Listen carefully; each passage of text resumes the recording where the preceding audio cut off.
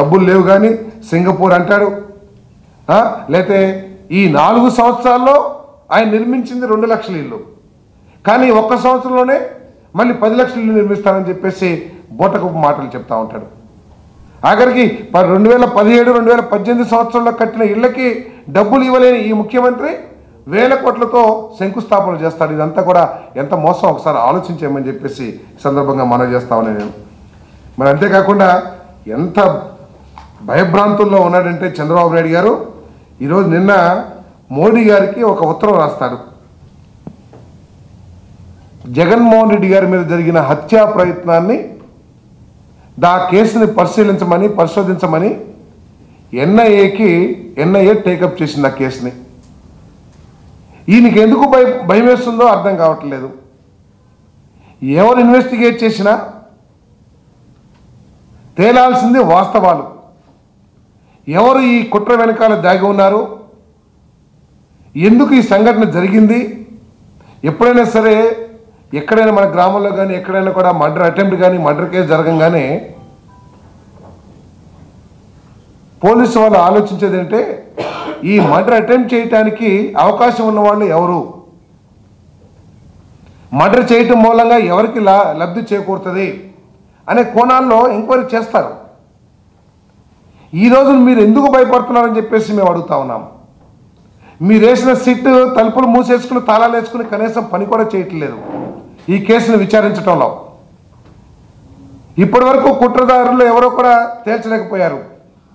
ఈరోజు NIA act గురించి పెద్ద లెటర్ రాస్తారు చంద్రబాబు నాయుడు గారు మోడీ గారికి, కేంద్ర ప్రభుత్వానికి. మేము అడుగుతా ఉన్నాం, చంద్రబాబు నాయుడు గారు ఎన్ఐఏకి అప్పగించాలని చెప్పేసి ఎవరో నిర్ణయించింది కాదు.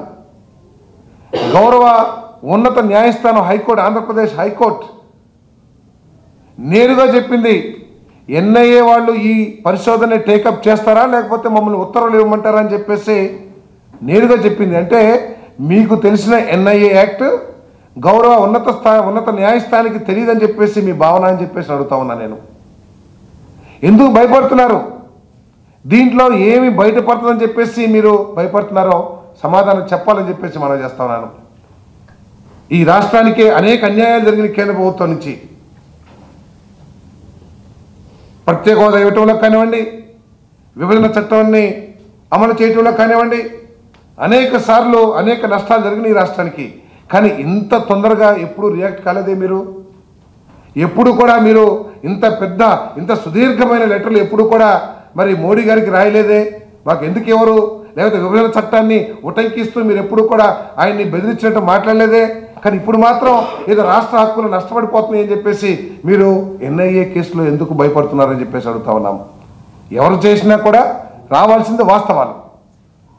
అసలు ఎయిర్పోర్టు అది కూడా కేంద్ర సంస్థలు, అంటే మన ఆర్మీ కంట్రోల్లో ఉంటుంది అనుకుంటాను ఎయిర్పోర్ట్, సిఎస్ఎఫ్ ఆధ్వర్యంలో నిర్వహించబడుతున్న ఎయిర్పోర్ట్. ఆ ఎయిర్పోర్ట్ కూడా సివిల్ ఏవియేషన్ కాదు, నేవీ వాళ్ళది ఎయిర్పోర్టు. అంటే పూర్తిగా కేంద్ర ప్రభుత్వ సంస్థల ఆధీనంలో ఉన్న ఎయిర్పోర్ట్లో ఇటువంటి సంఘటన జరిగినప్పుడు మీరు నిజంగా వాస్తవాలు తెలుసుకోవాలి, వాస్తవాలు వెలికి తీయాలని కనుక మనస్తత్వం మీకు ఉన్నట్లయితే అప్పుడే ఎన్ఐఏకి అప్పగించాల్సిన మీరు ఇంతకాలం కూడా దాన్ని నీరుగార్చి ఈరోజు గౌరవ ఉన్నత న్యాయస్థానాలు ఎన్ఐఏకి అప్పగించాలని చెప్పేసి అభిప్రాయం ఉత్తర్వులు ఇస్తే మీరు ఎన్ఐఏకి ఎందుకు ఇస్తున్నారు? ఇదేదో రాష్ట్ర కేంద్ర ప్రభుత్వ సమస్యలాగా, ఇదేదో ఫెడరల్ వ్యవస్థకి ఏదో భంగం కలిగినట్లు మీరు ఇంత పెద్ద మాటలు వాడుతున్నారే. మరి 4 సంవత్సరాలు వాళ్ళతో కాపురం చేసి ఈ రాష్ట్రానికి ఏమీ సాధించలేనప్పుడు మీకు ఈ భావన ఎందుకు కలగలేదని చెప్పేసి మేము డిమాండ్ చేస్తా ఉన్నాం.